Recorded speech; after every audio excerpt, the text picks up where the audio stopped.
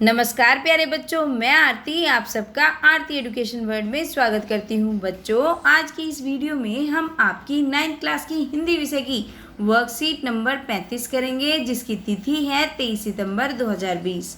बच्चों, कैदी और कोकिला पढ़ रहे हैं हम, और कैदी कोकिला के 2 भाग पढ़ चुके हैं। तो ये आपके कैदी और कोकिला का तीसरा भाग आया है। कवि का अगर इसमें हम परिचय देखें, जो अभी तक हमने पढ़ा, कवि माखनलाल चतुर्वेदी हैं। वो जेल में जो बंद हैं स्वतंत्रता सेनानी, उनके साथ साथ एक कोयल का भी जिक्र कर रहे हैं। उन्हें जो स्वतंत्रता सेनानी हैं, उन्हें हथकड़ियों में बांध रखा है। उन्हें ना तो चैन से जीने दे रहे हैं, ना ही चैन से मरने दे रहे हैं। हमने देखा था, उनको खाना तो दिया जाता है लेकिन भरपेट नहीं दिया जाता। उन पे तरह तरह की यातनाएं की जाती हैं स्वतंत्रता सेनानियों के ऊपर। तो ऐसे में कवि चाहते हैं जो कोयल है, वो जो सारे के सारे देशवासी हैं, उनको मुक्ति का गीत सुनाए। चलिए अब देखते हैं आज क्या आया है इसमें, और उसको आगे बढ़ते हैं।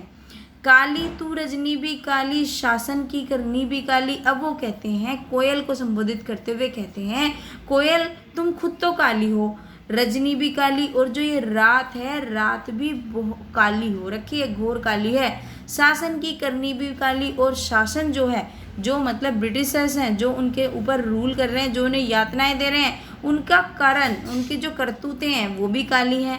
काली लहर कल्पना काली, और ये जो मेरी काल कोठरी काली, और मेरी जो ये जेल की चारदीवारी है, ये भी काली है। और इसमें क्या हो रहा है, ऐसे एनवायरनमेंट में काली लहर, मेरे अंदर भी लहर भी काली उठ रही है, विचार भी काले आ रहे हैं।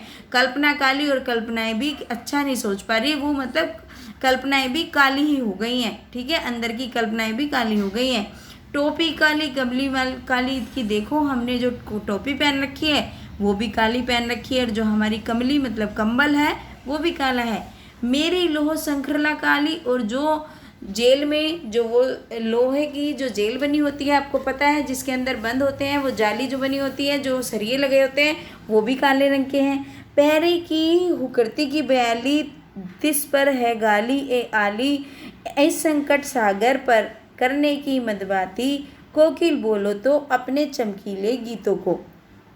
अब वो बोल रहे हैं कि इतनी जो यातनाएं सह रहे हैं हम, उस पर ये कह रहे हैं कि हमें उनकी हुकरती की बयाली, उनकी जो खराब, उनकी जो जो वहाँ के पहरे की हुकरती, मतलब जो वहाँ के पहरेदार हैं, उनकी हुंकार भी सुननी पड़ती है, उनकी गालियाँ भी जिस पर है गाली, और उसके ऊपर से वो गाली भी देते हैं, मतलब हमें हुंकारते भी हैं और गाली भी देते हैं। और जैसे एक काला सांप होता है ना, और वो हमें डसने के लिए दौड़ता रहता है, इसी तरीके से वो कहते हैं कि ये जो पहरेदार हैं, ये भी हमारे तरह हमारे ऊपर इस तरीके का व्यवहार कर रहा है। और फिर वो बोलते हैं, इस काले संकट सागर पर मरने की मदमाती, कोकिल बोलो तो अपने चमकीले गीतों को क्यों कर हो तैराती, कोकिल बोलो तो। अब वो बोलते हैं कोयल को, फिर से वो समझ नहीं पा रहे हैं कि क्या हुआ कोकिल, कि तुम तो कोकिला, जो तुम कोयल हो, तुम तो एकदम से आज़ाद हो, तुम तो जेल की जंजीरों में भी बंद नहीं हो।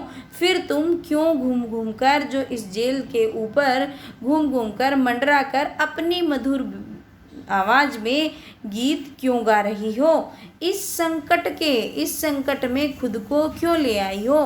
क्या तुमने मरने की ठान ली है, मरने की मदमाती, क्या तुमने मरने की ठान ली है कि मैं भी मरूंगी स्वतंत्रता सेनानियों के साथ। इसका कोई फ़ायदा नहीं होने वाला। इसलिए कैदी फिर कोयल से पूछ रहा है। कैदी कौन?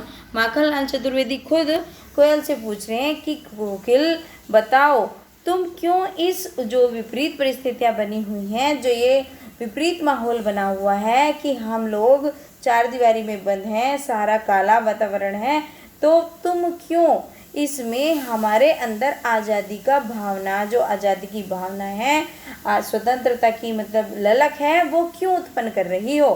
तो ये है इसका भावार्थ। आप देखते हैं बच्चों, चलो हमने पढ़ लिया भावार्थ, लेकिन फिर भी इन्होंने 2 लाइनों में दे रखा है, इसको भी देख लेते हैं क्या लिखा है।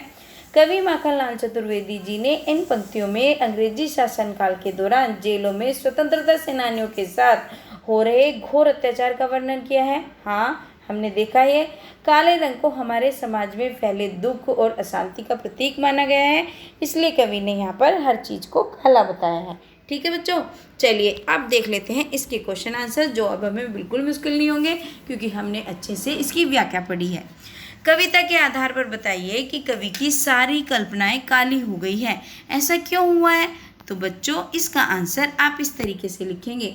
कवि की सारी कल्पनाएं काली इसलिए बताई गई हैं क्योंकि उसे हर चीज़ काली दिख रही है, जैसे काली तू रजनी भी काली, शासन की करनी भी काली, काली लहर, कल्पना काली, कला कम्बल काली, सब कुछ को काली बता रहे हैं। मतलब हर चीज़ में अपनी कल्पना में काले रंग के सिवा कुछ नहीं दिखाई दे रहा, तो इसलिए कवि की कल्पना को यहाँ पे कवि की कल्पना काली बताई गई है। ठीक है बच्चों, ये हो जाएगा आपके पहले क्वेश्चन का आंसर। कवि की कल्पना जरूर लिखना बच्चों, यहाँ पे कवि की कल्पना काली बताया गया है। चलिए अब देखते हैं दूसरा क्वेश्चन क्या है। दूसरा है उन पंक्तियों को छाट कर लिखिए जहाँ पर अनुप्रास अलंकार का प्रयोग हुआ है। तो बच्चों हम लिख देंगे जो भी इसमें पंक्तियाँ प्रयोग हुई हैं।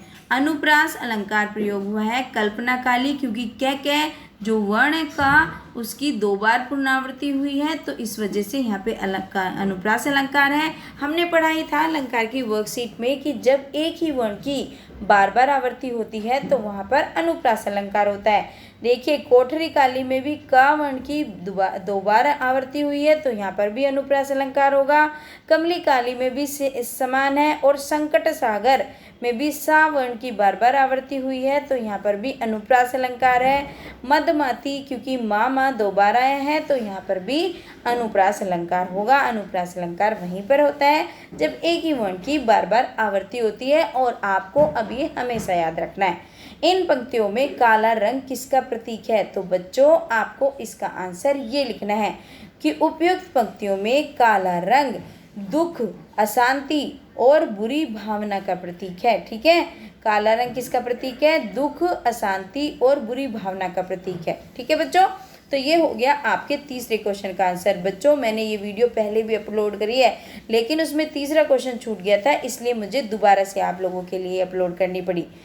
कवि जेल में अन्य पक्षियों की आवाज़ भी सुनता होगा, लेकिन उन्होंने कोयल की ही बात क्यों की? अब बताओ, क्योंकि और भी तो पक्षी सुनता होगा। तो आप इसका आंसर बच्चों इस तरीके से लिख सकते हैं। उसकी आवाज़ से कवि को करुण वेदना की अनुभूति होती है, और इतनी रात में उसका गाना उसको संकट का प्रतीक लगता है। कोकिला की आवाज़ अन्य पक्षियों से मधुर और विनम्र है और भिन्न भी है। ठीक है, मधुर, विनम्र और भिन्न भी लिख सकते हो। नहीं लिखना चाहो तो मत लिखो, इतना भी चल जाएगा। अगर भिन्न लिख दोगे तो और भी अच्छा आंसर हो जाएगा, इतना भी चल जाएगा। और भिन्न भी है इस वजह से उसने कोयल की बात कही है। ठीक है, और जिससे सब में देश प्रेम की भावना, मतलब बड़ा करने को कितना भी बड़ा कर सकते हो, लेकिन ये परफेक्ट आंसर है आपके लिए। ठीक है बच्चों, और बच्चों ये थी आज की आपकी वर्कशीट नंबर 35। अगर वीडियो से आपको हेल्प मिली है तो प्लीज़ वीडियो को लाइक ज़रूर करा करें, और बच्चों अपने दोस्तों के साथ शेयर करना बिल्कुल मत भूला करो। बच्चों अगर आपको वीडियो अच्छी लगी है तो अगर आप एक कमेंट लिख देंगे तो मुझे और भी अच्छा लगेगा, तो आप एक कमेंट भी लिख दिया करो। Okay students, thank you.